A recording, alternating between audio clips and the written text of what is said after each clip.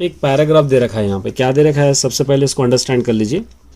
1872 August 2వ తేదీన కృష్ణా జిల్లాలోని భట్లపేను మర్రు గ్రామంలో మేనమామ ఇంట్లో పింగళి వెంకయ్య జన్మించాడు।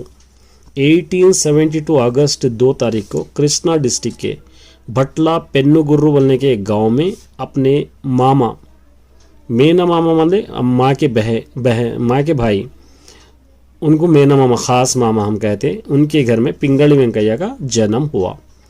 तंड्री हनुमंतरायुडु यार्लगड्ड करणम। तंड्री माँ कौन, फादर कौन थे? हनुमंतरायुडु यार्लगड्ड करणम उनका पूरा नाम है। వెంకయ్య తాతగారి వద్ద ప్రాథమిక విద్య పూర్తి చేశారు। వెంకయ్య अपने दादा के पास ही प्राइमरी स्कूल की पढ़ाई कंप्लीट किए हैं। प्राइमरी स्कूल की मतलब जो भी 1 to 5th जो भी पढ़ा करते हैं वो पूरी प्राइमरी स्कूल की कंप्लीट किए हैं। ఆయన విద్యాభ్యాసం ఎన్నో अंतरायालों तक आगे, बहुत सारे इंटरप्ट्स मतलब बहुत सारे रुकावटें आए इनकी पढ़ाई में, लेकिन फिर भी अपनी पढ़ाई को कंटिन्यू रखे। సైన్యంలో చేరి दक्षिण अफ्रीका వెళ్ళారు। फिर फौज में ज्वाइन होकर दक्षिण अफ्रीका, साउथ अफ्रीका भी वहाँ पर गए ना। अక్కడ గాంధీజీతో పరిచయం అయింది। वहाँ पर उनको गांधी जी के साथ ఐడెంటిఫికేషన్ हुआ, पहचान हुई। తిరిగి వచ్చిన తర్వాత ఎందరో స్వాతంత్ర సమరయోధులు తీర్చిదిద్దారు। जब साउथ अफ्रीका से वापस आने के बाद बहुत सारे आज़ादी की जंग में लड़े वाले पीट्रियोटिक कहते हैं उनको, इन्हों बहुत सारे सलाह दिए। తీర్చిదిద్దారు मतलब उनको एकदम ఎక్స్పర్ట్ करे। ఆయన జపనీస్ సంస్కృతం ఉర్దూ భాషలు కూడా నేర్చుకున్నాడు। वहाँ Japanese language, Sanskrit language, Urdu language भी सीख लिए। 20 సంవత్సరాల పాటు వజ్రాల గురించి పరిశోధన చేసి ప్రపంచానికి తెలియని వజ్రాలు తెల్లరాయి అనే పుస్తకాన్ని రాశాడు। 20 इयर्स तक डायमंड के बारे में रिसर्च करे। रिसर्च करके पूरी दुनिया को पता ही नहीं था उस डायमंड के बारे में, जो तेल्लराई वाइट पत्थर बोलने की एक किताब भी लिखे। वज्राला वेंकैया का, फिर जब से इनका नाम किताब लिखे जब से इनको वज्राला वेंकैया बोलकर बुलाया करते थे। ठीक है, अब चलिए देखिए यहाँ पर मैच द फॉलोइंग दे रखा है, चूज द करेक्ट आंसर्स दे रखा है। आपको चूज द करेक्ट आंसर्स भी आपको करना है। देखिए సైన్యంలో చేరింది ఎవరు, फौज में कौन ज्वाइन हुए? गांधी जी ज्वाइन हुए, हनुमंतरायुडु ज्वाइन हुए, पिंगళి వెంకయ్య ज्वाइन हुए। यहाँ पर आप लिख सकते हैं गांधी जी तो ఎవరికి పరిచయం కలిగింది। गांधी जी से आइडेंटिफिकेशन किन को हुआ? वेंकయ్య को हुआ, ये वेंकయ్య दादाजी को हुआ, वेंकయ్య के फादर को हुआ, वेंकయ్య को, पिंगళి వెంకయ్య को। ఆయన విద్యాభ్యాసం ఎన్నో అంతరాయాలతో సాగింది, इनकी पढ़ाई बहुत सारे रुकावटों से गुजरी। गीता गीసిన పదం ఎవరి ఉద్దేశించి రాసిన? ఆయన। यहाँ पर ఆయన किसको कह रहे हैं? पिंगళి వెంకయ్య को कह रहे हैं। पिंगళి వెంకయ్య हनुमंतरायुडु कह रहे हैं, गांधी जी को पिंगళి వెంకయ్య को कह रहे हैं। पिंगళి వెంకయ్య निर्वणी भाषा, पिंगళి వెంకయ్య कौन सी जुबान नहीं सीखे? हम अभी पढ़े जापानीज, संस्कृत और उर्दू बात करते थे, लेकिन उर्दू सीख लिए, जापानीज भी सीख लिए, हिंदी नहीं सीखे। यहाँ पर వజ్రాల గురించి ఎన్ని ఏళ్ళు పరిశోధన చేశాడు? डायमंड्स के बारे में कितने साल अपनी रिसर्च जारी रखे? 20, 30, 60, 20 साल तक।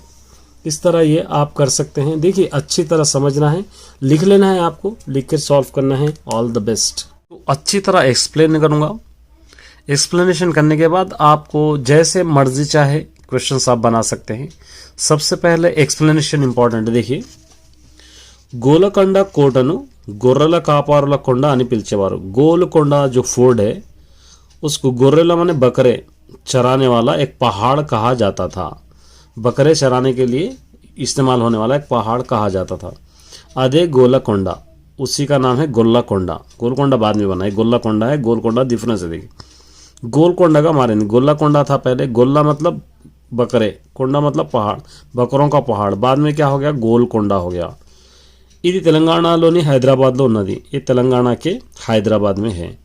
గోల్కొండ కోట నిర్మాణం జరిగి దాదాపు 500 సంవత్సరాలు గడిచాయి। गोलकोंडा फोर्ट को बनाकर अभी कम से कम 500 इयर्स गुजर गए। ఎన్ని విపత్తులు వచ్చినా, कितने मुसीबतें, कितने तूफान आओ, कितने जलजले आओ, ఎన్ని రాజ్యాలు దండెత్తినా, कितने बादशाह इसके ऊपर हमला करो, తట్టుకొని బర్దాష్ करके నిలబడింది, अभी तक ठहरा हुआ है। ఈ కోటలో 10 కిలోమీటర్ల పరిధిలో 87 చంద్రాకార బురుజులున్నాయి। इस फोर्ड में 10 किलोमीटर के अंदर 87 चंद्राकार मतलब चांद की तरह ब्रुजे दिखाई देते हैं। 8 प्रधान द्वाराలు ఉన్నాయి, 8 बहुत इंपॉर्टेंट दरवाजे हैं। 4 వంతెనలు ఉన్నాయి, 4 क्या है यहाँ पे వంతెనలు मतलब सरहदें हैं। अनेक राज मंदिराలు बहुत सारे मंदिरें, आलयाలు और आलयाలు मतलब उसको हम मंदिरों को कहते हैं।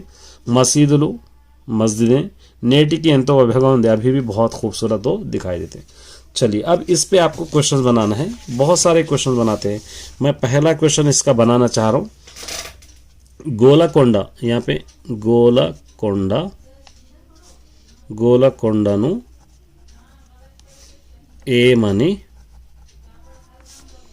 పిలిచేవారు, क्या बुलाते थे? गोलकोंडा को क्या बुलाया करते थे? सेकंड, గొల్లకొండ ఎలా మారింది? గొల్లకొండ ఎలా मारिंदी, एक क्वेश्चन। ठीक है। थर्ड अपनी मर्जी से बना सकते हैं। गोलकोंडा यहाँ पर लिख सकते हैं, गोलकोंडा ఏ రాష్ట్రంలో ఉంది? गोलकोंडा कौन से स्टेट में है, ये भी आप लिख सकते हैं। फोर्थ वाला गोलकोंडा निर्माण प्रत्येकता एमिटी भी लिख सकते हैं। गोलकोंडा निर्माण प्रत्येकता एमिटी, ये भी आप लिख सकते हैं। इसकी बनावटी की स्पेशलिटी क्या है? फिफ्थ गोलकोंडा परिधिलो ఎన్ని బురుజులు ఉన్నాయి लिख सकते हैं आप। गोलकोंडा परिधिलो ఎన్ని బురుజులున్నాయి, ये इस तरह आप लिख सकते हैं। अननोन पैराग्राफ इजीली आप 10 मार्क्स हासिल कर सकते हैं। Best of luck. एक मॉडल पेपर मैं सॉल्व करा रहा हूँ, देखिए। వరంగల్ నగరంలో पर्यटकुలకు आकर्षिंचेदी वरंगल कोटा। वरंगल शहर में जो टूरिज़्म डिपार्टमेंट के लोग होते हैं या टूरिस्ट जो होते हैं उनको अपने तरफ आकर्षित करने वाली कौन सी चीज़ है? वो वहाँ का फोर्ट, वरंगल फोर्ट। दक्षिण భారతదేశంలో శిల్పకళకు మచ్చుతునక। साउथ इंडिया में जो शिल्पकला जो आर्ट होता है, जो शिल्पी मतलब पत्थरों पे तराशने वाला आर्ट होता है, वो मच्चुतुनका माने एक याददाश्त है। वो मच्चू मतलब निशान, तुनका मतलब टुकड़ा, निशान का टुकड़ा है। मतलब यहाँ पर बहुत सारे ऐसे डिज़ाइंस तराशे हुए हैं कि हम देखकर ताज्जुब कर सकते हैं। ఈ కోట को फोर्ट కాకతీయ చక్రవర్తి గణపతి దేవుడు క్రీస్తకం 1199 సంవత్సరంలో కోట నిర్మాణం మొదలుపెట్టాడు। उस फोर्ट को काकतीय के एम्पेरर गणपति देवड़ू कहने वाले यहाँ पर क्रिस्त शकम माने बीसी बिफोर क्राइस्ट 1199 साल में उस फोर्ट की बनाना शुरू किए हैं। अतनी कुमारते राणी रुद्रमादेवी उनकी लड़की का नाम है राणी रुद्रमादेवी। 1961 సంవత్సరంలో ఈ నిర్మాణాన్ని పూర్తి చేసింది 1961 में, और इसका बनाना पूरा कंप्लीट हो गया इमारत की तामीर। ఈ కోట 4 పెద్ద प्रवेश द्वाराలు కలిగి ఉన్నది और उस फोर्ट को चारों तरफ या 4 बड़े बड़े द्वार है, मतलब रास्ते दरवाजे वहाँ पर है। चरित्र मरियु हिस्ट्री मरियु पुरातन कट्टड़ालु पुराने दौर के आर्कोलॉजिकल इमारतें मीद इसके ऊपर आसक्ति इंटरेस्ट కలిగి ఉన్న వారికి रहस्य लोगों के लिए ఈ కోట संदर्शनीयమైనది। उस फोर्ट को ज़रूर देखना है, संदर्श करना है जो भी इंटरेस्ट रखते हैं आर्कोलॉजी पर। రాతిపై చెక్కబడిన సింహాల వంటి జంతువులు మరియు హంసల వంటి పక్షులు ఆనాటి కళాకారుని పతనానికి నిదర్శనం। राती पे पत्थर पे तराशे हुए शेर, लाइन के या जानवरों के पिक्चर्स और हंस के पिक्चर्स उस दौर में किस तरह तराशे होंगे हमको सोचने पे मजबूर कर देते। ये आंसर है, ये एक पैराग्राफ है। अब इसके अंदर देखिए सबसे पहले क्वेश्चन क्या दे रखा है। दक्षिण భారతదేశంలో శిల్పకళకు మచ్చుతునకగా నిలిచిన కోట ఇది। साउथ इंडिया में शिल्पकला को मतलब जो शिल्प के आर्ट होता है, जो पत्थरों में तराश आर्ट होता है, एक निशान की तरह नीचे ठहरने वाला कौन सा कोटा है, मतलब कौन सा फोर्ट है, तो यहाँ पर आप लिख सकते हैं वरंगल कोटा, ये आपको लिख सकते हैं वरंगल कोटा। पै पेरालो उन्न तंडरी कोतुर पेरू, इस ऊपर जो पैराग्राफ में है फादर का नेम और लड़की का नाम आपको बताना है। फादर का नाम गणपति देवड़ू और लड़की का नाम रुद्रमा, रानी रुद्रमा देवी, इस तरह आप लिख सकते हैं। उसके बाद देखिए वरंगल कोटा निर्माण मोदले पेटिना वारेवर, वरंगल को जो तामीर करना बनाना कौन शुरू करे, यहाँ पर है ये आपको, फिर यहाँ से आपको लिखना पड़ेगा थर्ड वाला, यहाँ से यहाँ तक। कलाकारों ने पतनाने की निर्देशन नियमित दी, आर्टिस्ट को बहुत अच्छी तरह समझाने वाला, या माने आर्टिस्ट को एक पतन माने अपनी पूरी खूबी झोंक देना, वो कौन सा निदर्शनम है, तो यहाँ पर है देखिए राति पे ये 4 यहाँ से यहाँ तक आप लिखना है, ठीक है। ये कोट निर्माण में संवत्सर पूर्ति थी, इसको किस साल में पूरा किया गया, यहाँ पर है 1961 संवत्सर में 1961। इस तरह आप आसानी से पैराग्राफ लिखकर 10 मार्क्स ला सकते हैं। देखिए क्वेश्चन में जो सेंटेंस रहता पैराग्राफ में भी वो सेंटेंस है, और ट्रिक है पहचानने की, यहाँ पर जो मिलता है यहाँ पर भी आपको मिल जाएगा। तो ये एक पैराग्राफ था आप सभी के लिए, उम्मीद करता हूँ कि आप समझेंगे। Best of luck. Important paragraph है। पुस्तकालु लेनी गदी आत्मा लेनी शरीरम వంటిది। जिस घर में जिस रूम में बुक्स नहीं है, किताबें नहीं है, वो रूम किस तरह है, आत्मा नहीं सो, मतलब जान के बिना बेजान के शरीर की तरह, बेजान के जिस्म की तरह है वो। అని అన్నాడు ఒక మహానుడు, एक बात कहा है एक बड़ा आदमी, దీని వల్ల इसकी वजह से पुस्तकम ఎంత ముఖ్యమైనదో, किताब की कितना इंपॉर्टेंट है మనకు తెలుస్తుంది, हमको मालूम होता है। పుస్తకాలు చదవడం ద్వారా, बुक्स हम पढ़ने से ఎంతో మంది జీవితాల్లో, बहुत सारे लोगों की लाइफ में ఎన్నో మార్పులు వచ్చాయి, बहुत सारे चेंजेस भी आए, मनम వచ్చాయని आए हैं समझकर, మనం తెలుసుకుని ఉన్నాం, हम सबको पता ही है। शरीर पोषण को तिंडी, हमारे जिस्म के लिए, प्रोटीन्स के लिए खाना ఎంత అవసరం, कितनी ज़रूरत है। बुद्धि विकसिंचడానికి పుస్తకాలు చదవడం అంత అవసరం, हमारी नॉलेज बढ़ने के लिए, हमारी अकल बढ़ने के लिए किताबें पढ़ना उतना ही ज़रूरी है। పుస్తకాలు చదవడం వల్ల మంచి చెడులు తెలుస్తాయి, बुक्स पढ़ने से क्या होता, अच्छाई और बुराई हमको मालूम होती है। తెలివితేటలు పెరుగుతాయి, अकल हमारी बढ़ती है। చదువుకున్న వాళ్ళు అధిక సంఖ్యలో ఉన్న దేశాల్లో అభివృద్ధి సాధిస్తాయి। जो कंट्री में ज़्यादा से ज़्यादा लोग लिटरेट होते हैं, पढ़े लिखे होते हैं, वो कंट्री खुद ब खुद डेवलपमेंट की तरफ आगे बढ़ता है। ఎందరో గొప్పవాళ్ళు జీవితాలలో అనుభవాలను తీసుకొని మన జీవితాలను చక్కగా మలుచుకునే అవకాశం పుస్తకాలను చదవడం వల్ల మనకు లభిస్తుంది। बहुत सारे बड़े बड़े लोगों की लाइफ को हम पढ़कर, उनके एक्सपीरियंस को हम जानकर, उनसे इंस्पिरेशन होकर हमारी लाइफ को अच्छी तरह हम इंस्पायर करने की या बदलने की, हमारी लाइफ अच्छी तरह गुजारने का एक मौका उस किताब में हमको ढूंढने से मिलता है। मतलब जो बड़े लोग होते हैं उन इंस्पिरेशन हमारे लिए। మంచి పుస్తకం దగ్గరుంటే మంచి స్నేహితుడు దగ్గరున్నట్లే, एक अच्छी किताब हमारे पास है तो एक अच्छा दोस्त हमारे साथ रहे जैसा। అలాంటి పుస్తకాలను నిలయాలైన ग्रंथाలను अभिनव देवालयों और सर, उस तरह रहस्य किताबें की जगह है ग्रंथालय, लाइब्रेरी, उसको हम कहते हैं अभिनव, नॉलेज के मंदिरें हैं कहते हैं, हम लोग कहते हैं। एक पैराग्राफ था। अब आपको समझना चाहिए, इसके कुछ क्वेश्चंस दिए गए हैं, क्वेश्चंस के आंसर्स हमको लिखे गए।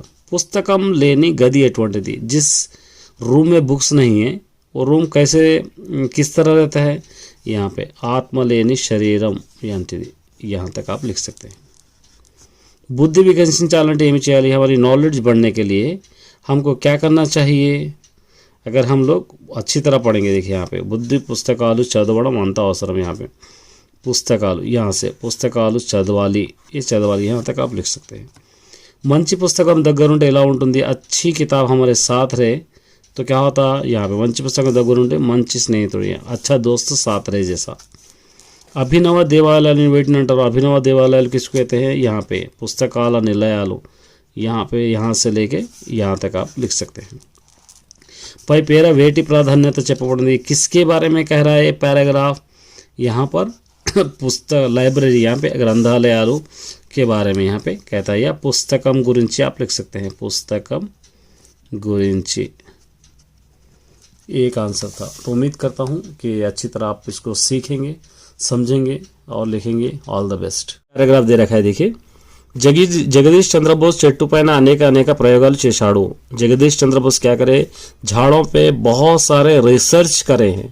తన వెంట మొక్కలను తోడుగా తీసుకొని విశ్వయాత్రకు విజయవంతంగా కొనసాగించాడు. अपने साथ छोटे छोटे पौधे, झाड़ों के पौधे रखकर पूरी दुनिया में एक విజయవంతంగా माने सक्सेसफुल अपनी यात्रा सफर जारी रखा. అనేక సున్నిత యంత్రాలను తయారు చేశాడు. बहुत नाजुक मशीनरीను बनाए. వాటి ద్వారా మొక్కలలో జరిగే प्रतिक्रिया మనం ప్రత్యక్షంగా చూడవచ్చు. मतलब उसके अंदर जो बदलाव आ रहा है झाड़ों के अंदर, प्रतिक्रिया माने उसके अंदर का जो चाल चलन या जो उसके अंदर झाड़ के अंदर जो भी डाइजेशन जो भी हो रहा है उसको हम ప్రత్యక్షంగా माने खुद सामने से देख सकते हैं. అతను క్రోక్సోగ్రాఫ్ అనే యంత్రాన్ని తయారు, క్రోక్సోగ్రాఫ్ बनने का एक मशीन भी तैयार करे. ఆ యంత్రాన్ని మొక్కలకు కట్టి ఉంచినప్పుడు రోజంతా ఆ మొక్క పొందిన అనుభూతిని కథగా ఈ యంత్రం తెలుపుతుంది. उस मशीन को झाड़ों को अगर बांधकर पूरे दिन भर रखेंगे तो झाड़े दिन भर क्या क्या फील करे, क्या क्या महसूस करे, पूरी कहानी वो यंत्र माने वो मशीन लिखता है. उसके बाद यहाँ पर देखिए जगदीश चंद्र Bose 1900 companion of the order of the Indian Empire, ये अवार्ड्स हैं इनके. 1911 में कंपेनियन स्टार ऑफ इंडिया, 1907 में कोवैट बेचूर बिरुदुలు ఇచ్చి బ్రిటిష్ ఇండియా ప్రభుత్వం బ్రిటిష్ ఇండియా वाले ये अवार्ड ये ईयर में देके इनको रेस्पेक्ट भी दिए. 1920 లో फेलो ऑफ रॉयल सोसाइटी सत्कारम पर 1920 में फेलो ऑफ रॉयल सोसाइटी का अवार्ड भी इनको दिया गया.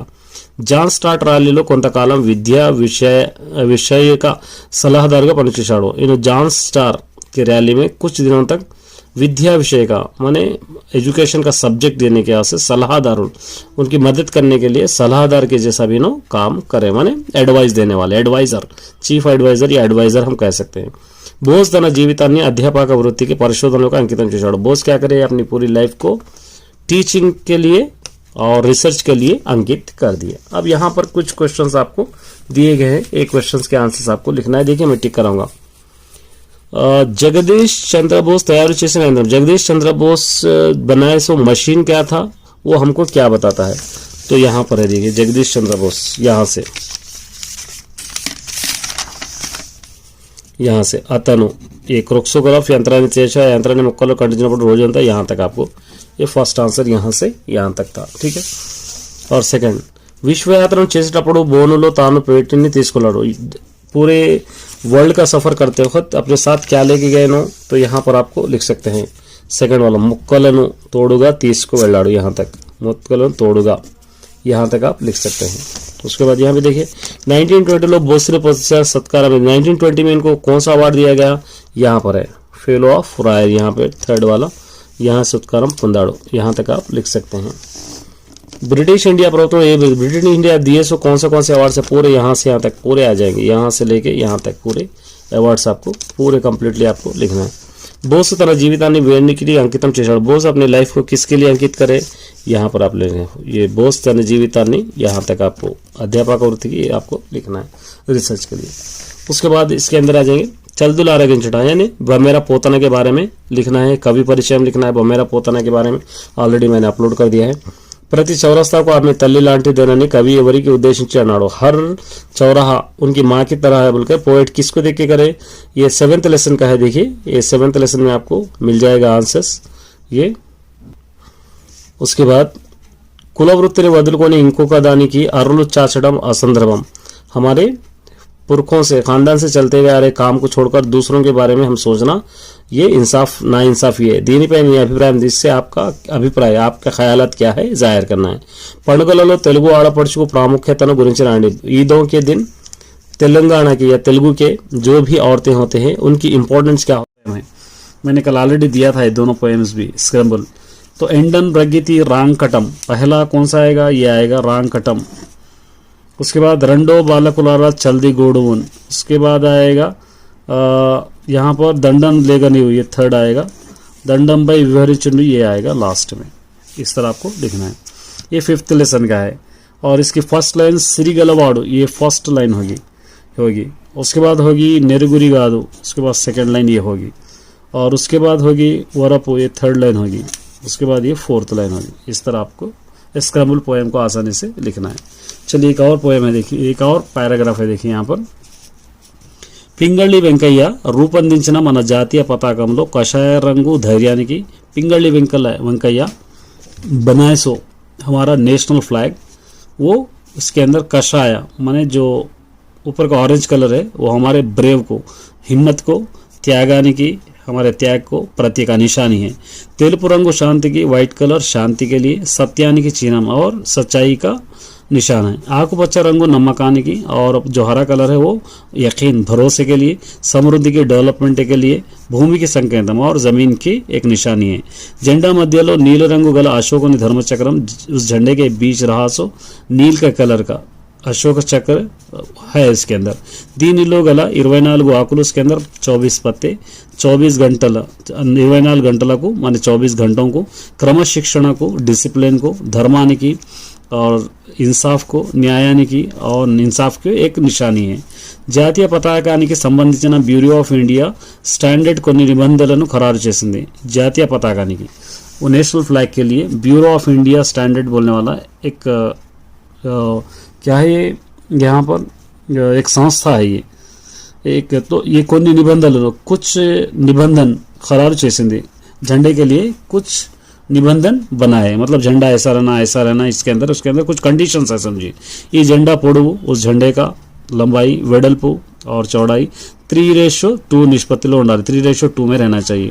खादी లేదా చేనేత వస్త్రంతో खादी से या हाथ से बनेवा దీన్ని చేయాలి इसको तैयार करना। सूर्योदయం తర్వాత జెండాను ఎగరవేయాలి। सूरज निकलने के बाद झंडे को हम लहरा सकते हैं। सूर्यास्तయం లోపల జెండాను अवतरण చేయాలి और सूरज डूबने से पहले झंडे को निकाल देना चाहिए। జాతి ఖ్యాతిని పెంచిన మన జాతీయ పతాక రూపకల్పనలో పింగళి వెంకయ్య గారి కృషి मरवलेदु। हमारे नेशन की रेस्पेक्ट बढ़ाए सो वाले और हमारे झंडे को बनाए सो वाले पिंगली वेंकैया की मेहनत को हम भूल नहीं सकते। अंदुके वीरू झंडा वेंकैया का प्रसिद्ध इसलिए उनका नाम झंडा वेंकैया है बोलकर है। ठीक है। अब फर्स्ट क्वेश्चन జాతీయ పతాకానికి సంబంధించిన నిబంధనలు ఖరారు చేసే సంస్థ। एक संस्था कुछ कंडीशंस बनाए उस संस्था का नाम क्या है यहाँ पर है। ये फर्स्ट वाला यहाँ से यहाँ तक आप लिख सकते हैं। ठीक है। अशोकोनी धर्मचक्रम देने की संगत अशोक का जो धर्मचक्र है वो किसके वास्ते संकेत है यहाँ से आप लिख सकते हैं। देखिए अशोकोनी धर्मचक्रम यहाँ से अशोकोनी धर्मचक्रम यहाँ से धर्मचक्रम दिनों जो घंटों क्रमशिक्षण धर्माने की इतना भी आप लिखे तो चल जाएगा। यहाँ से यहाँ तक भी आप लिखे तो चल जाएगा या पूरा भी आप लिख सकते हैं। उसके बाद झंडालो ए निष्पत्तिलो देनी चाहिए इसको कितना निष्पत्ति में बनाना है मतलब कितना उसका रेशियो रखना चाहिए। यहाँ पे ई झंडानो यहाँ से थर्ड निश्चय यहाँ तक आप ले सकते हैं। इतना आप మన జాతీయ పతాకాన్ని రూపొందించిన हमारे झंडा को बनाए से वाले हमारे झंडे को बनाए से वाले कौन है उनको किस तरह मशहूर है यहाँ पर है फोर्थ वाला पिंगली वेंकैया यहाँ तक आप लिख सकते हैं। शांति सत्यानि की चिन्ह माने देवी शांति और सत्य सच्चाई का चिन्ह कौन सा है तेलुपु रंगु यहाँ तक आप लिख सकते हैं। ये आसानी से आप पैराग्राफ कर सकते हो। एंडन रगिति ये पोएम का आपको क्या करना है भावम लिखना है। एंडन रगिति भावम यहाँ देखिए भावम है श्री कृष्ण गोपाल పిల్లలారా ఎండలో మాడిపోయారు ఆకలితో ఉన్నారు మరి చద్ది తినడానికి ఇంకా ఆలస్యం ఎందుకు ఇక్కడ రండి ఇది చక్కని చోటు మన లేగదుడులు ఈ పక్కనే నీరు త్రాగి పచ్చిగడ్డి మేస్తూ గుంపులు తిరుగుతూ ఉండే మనం ఎంతో సంతోషంగా చల్దుడు తిందాం। ठीक है। उसके बाद ये देखिए जलजांत स्मृति में और इसका आपको मीनिंग भावम भी लिखना है। तो जलजांत स्मृति का भावम आपको लिखने के लिए इसके जब पोएम के अंदर आपको जाना पड़ेगा। यहाँ पर देखिए ये इसका भावम है। మధ్యలో దుద్దిలో ఉండే రేకు ఉండే తామర పువ్వు శ్రీకృష్ణ మధ్యలో కూర్చుంటే అతని చుట్టూ గోపాలు వాళ్ళు ఈ శ్రీకృష్ణ చుట్టూ తమ సద్దును తిన ये अगर आप देखेंगे तो यही क्वेश्चन देखिए इसका भी आंसर है। ये क्वेश्चन का भी आंसर है। देखिए బంతి भोजनम बहुत सारे लोग कंफ्यूज हो गए। ये బంతి भोजनम అంటే ఏమిటో తెలపండి। బంతి भोजनम का मतलब ये दोनों का आंसर यही है। ठीक है। 12th का और 13th का भी आंसर यही 12th का और पोएम का आंसर यही है। दोनों को भी आप लिख सकते हैं। బంతి भोजनम का मतलब क्या है गोल बैठ के खाने को हम कहते हैं। चलो इसके बाद एक पैराग्राफ है देखिए वरंगल काकतीय राजुला कालंलो अनेक कట్టడాలు జరిగాయి। वरंगल में काकतीय के बादशाह के दौर में बहुत सारे బిల్డింగే बनाए। వాటిలో హనుమకొండలో 1000 స్తంభాల గుడి ప్రసిద్ధమైనది। उसके अंदर 1000 पिलर्स वाली एक గుడి मतलब मंदिर बहुत ही मशहूर है। అది ఒక అద్భుతమైన కట్టడం, एक बहुत खूब इमारत है। ఈ గుడిలో పెద్ద నంది విగ్రహం, वहाँ पर పెద్ద నంది స్టాచ్యూ, शिवलिंगम ఉన్నాయి है। वरंगल और रुद्रमा देवी कोटा, वरंगल में रुद्रमा देवी का एक कोटा मतलब हम जिसको महल कहते हैं वो। आ कोटलो का स्वयंभू देवालय, उसके अंदर एक खुद के लिए एक मंदिर, खुश महल, नाट्य मंडपम, डांस करने का एक मंडपम, आनाटी शिला शासनाలు उस दिन के जो स्टैचूस पे बने हुए आर्ट्स, अनेक विग्रहाలు, बहुत सारे स्टैचूस है। కాకతీయ చక్రవర్తులైన రుద్రమదేవి మరియు ప్రతాపరుద్రుడు తమ పరిపాలనను కోట నుండి సాగించేవారు। काकतीय के बादशाह जिसका नाम क्या है रुद्रमा देवी प्रतापरुद्र, वहीं से अपनी रियासत चलाया करते थे। इनका और वरंगल भद्रकाली आलय में, वहाँ पर वरंगल में भद्रकाली आलय भी है, मंदिर भी है। ఈ ఆలయంలో భద్రకాళి దేవి విగ్రహం దాదాపు 9 అడుగుల ఎత్తు, 9 అడుగుల వెడల్పు, కన్నుల పండుగగా ఉంటుంది। वो मंदिर में भद्रकाली देवी की स्टैचू कैसा है, 9 मीटर लंबा और 9 मीटर चौड़ा है। ठीक है, అడుగులు मतलब फुट्स को कहते हैं। ఈ అమ్మవారి విగ్రహం ఏకశిల మీద చెక్కారు, एक ही पत्थर से बनाए गए सो स्टैचू है। ఈ ఆలయాన్ని చాళుక్యుల రాజులు నిర్మించారు, चोलास के दौर का वो స్టాచ్యూ है। ఈ గుడికి ఎదురుగా ఒక చెరువు ఉన్నది, उसको सामने एक तालाब भी है। ఈ చెరువును భద్రకాళి చెరువు అంటారు, उस तालाब का नाम भद्रकाली। వరంగల్ నగర ప్రజలు తాగునీటి సరఫరా చెరువు నుండి జరుగుతుంది। వరంగల్ के लोगों के लिए वो तालाब से ही पानी दिया करते थे। ఈ విధంగా అనేక చూడదగిన ప్రదేశాలు ఉన్నాయి। इस तरह बहुत सारे देखने के इलाके वरंगल में है। 1000 స్తంభాల గుడి ఏ రాజు కాలంలో కట్టడాలు, 1000 स्తంభాలు 1000 पिलर्स का कौन से बादशाह के दौर में बनाएगी, काकतीय राजुले। फर्स्ट यहाँ से लिखना 7th वाला కాకతీయ రాజులు है।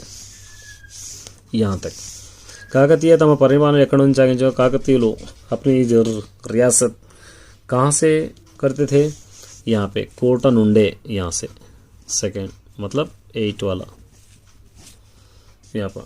ठीक है, భద్రకాళి ఆలయంలో విగ్రహం ఎక్కడ ఉంది, భద్రకాళి ఆలయం మందిర్ के अंदर कहाँ पर है, విగ్రహం ఎలా ఉంది, స్టాచ్యూ कैसा है, यहाँ पर 9 అడుగుల ఎత్తు, 9 అడుగుల వెడల్పు।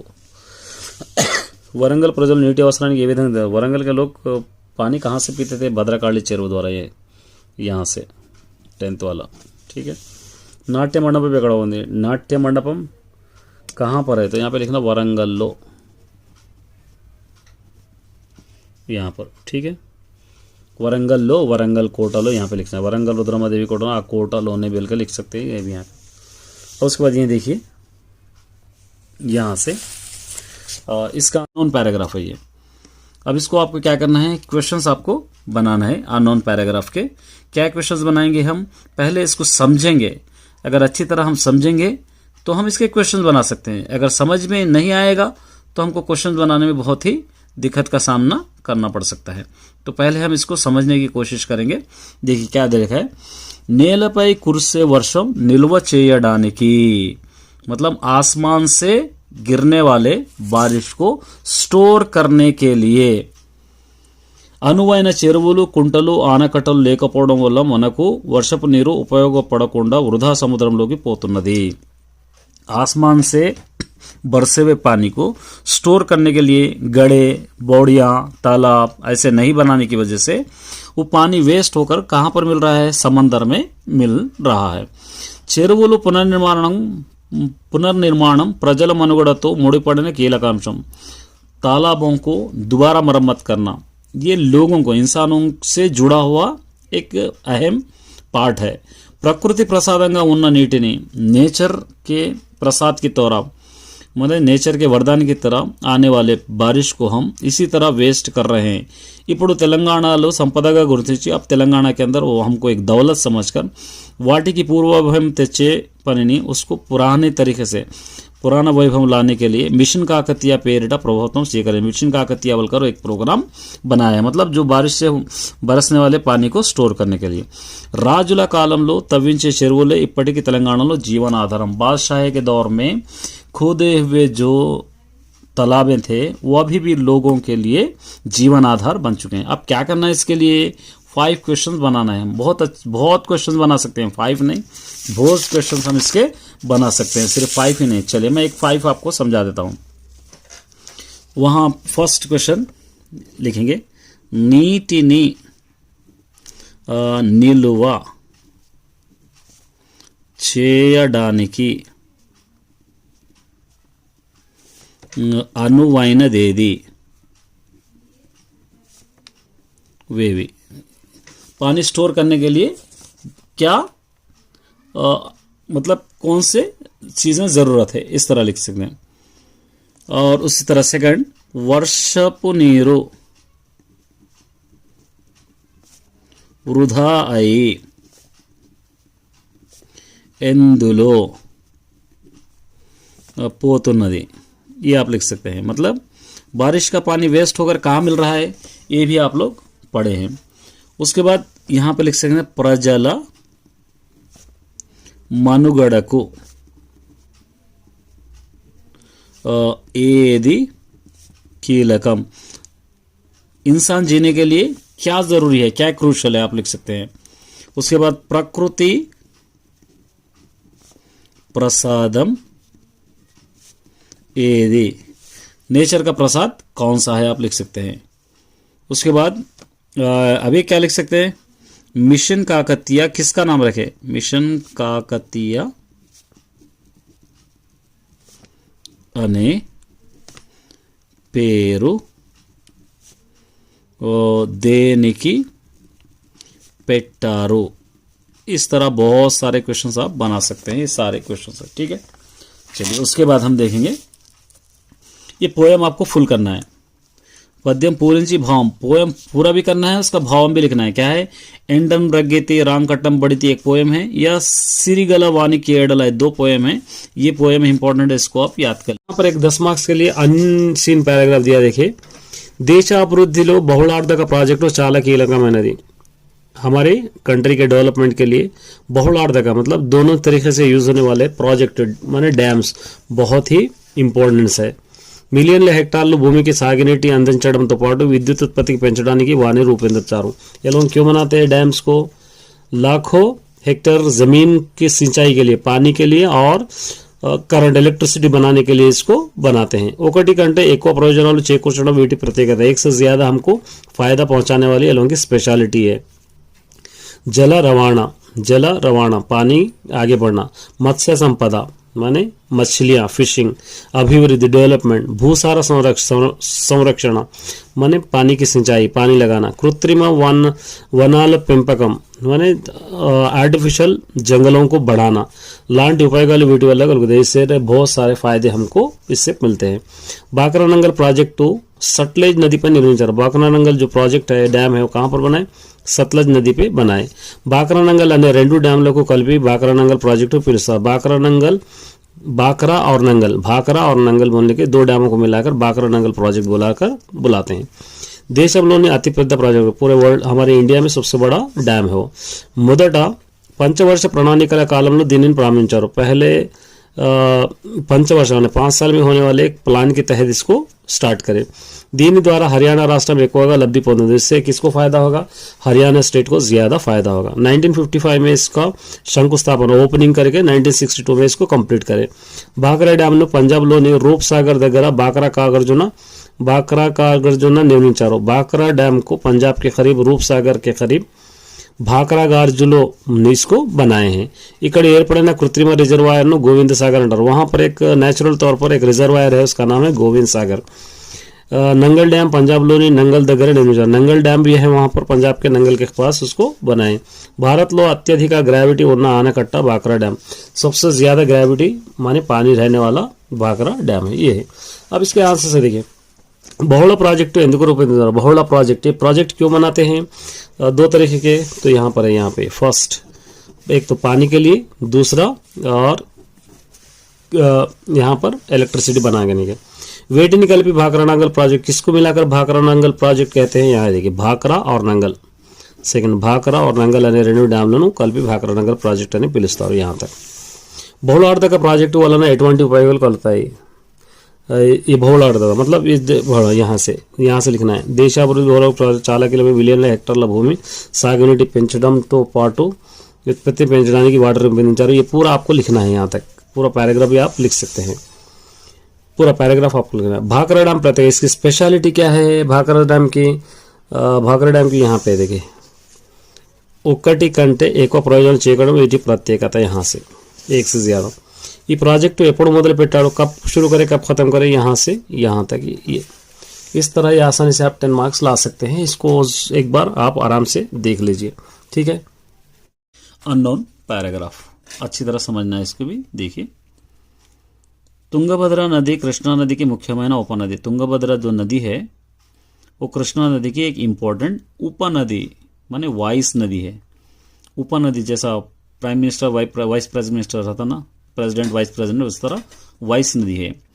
రామాయణ కాలంలో పంపా నదిగా పిలువబడిన తుంగభద్ర నది కర్ణాటకలోని పడమటి కనుమలలో జన్మించిన తుంగభద్ర అనే రెండు నదుల కలయిక వలన ఏర్పడింది। रामायण के वक्त में उस दौर में पंपा नदी गा पिलवबड़ी, उस दौर में क्या बुलाते थे उसको? पंपा नदी बोलकर बुलाते थे। अब तुंगभद्रा बोल रहे उसको। वो नदी कर्नाटक में पड़मटी माने ईस्ट के तरफ, कनुमలలో माने ईस्ट के तरफ से जन्मिंची, वहां पर पैदा होकर वो नदी तुंगभद्रा अने रेंडो नदियों कलईगा। तुंगभद्रा बोलने वाले दो नदियों की मिलावट से वो बनती है। 100 కంటే ఎక్కువ ఉపనదులు, 100 से ज्यादा वाइस नदियाँ, छोटे छोटे नदियाँ, प्रवाहालू माने छोटे छोटे नदियाँ, नाले, वागुलू, छोटे छोटे नदियाँ नदुలలో చేరదు, उस बड़े बड़े नदियों में मिलते हैं। माने नदियाँ नाले सब छोटे छोटे जाकर बड़े नदी में मिलते हैं। తుంగభద్ర కర్ణాటకలోని కుడ్లి గ్రామంలో ఒకదానితో ఒకటి కలిసిపోతాయి। तुंगा और भद्रा, तुंगभद्रा कर्नाटक में कुडली बोलने का एक छोटा सा गांव है, वो गांव में एक दूसरे में वो लोग दो नदियां मिल जाते हैं।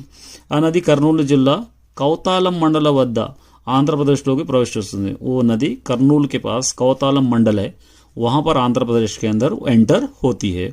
తెలంగాణ రాష్ట్రం జోగులాంబ గద్వాల జిల్లాలోని గుండిమల్ల గ్రామ సమీపంలో తుంగభద్ర కృష్ణా నదిలో కలిసిపోతుంది। उसी तेलंगाना स्टेट में जोगुलांबा गद्वाला डिस्ट्रिक्ट के गुंडीमल्ला बोलने का एक छोटा सा गांव है, उसके करीब तुंगभद्रा और कृष्णा नदी दोनों एक जगह पर मिल जाते हैं। दक्षिण भारत देश मध्ययुग चरित्रलो साउथ इंडिया के मिड हिस्ट्री में वेलिसिना, मिड हिस्ट्री में रहे सो चमके हुए विजयनगर साम्राज्य के ఈ నది ఒడ్డున వెలిసిందే। ఈ నది के किनारे ही बसा है। हम्पी मंत्रालयम लांटी पुण्यक्षेत्र, हम्पी मंत्रालयम बोलने के पुण्य क्षेत्र माने इस नदी के किनारे है। ఈ నది ఒడ్డున వెలిసాయి, इस नदी के किनारे पर ही वो दोनों शहर है। పెద్దలు తుంగభద్రను భారతదేశంలోని పంచగంగల్లో ఒకటి అని పేర్కొన్నారు।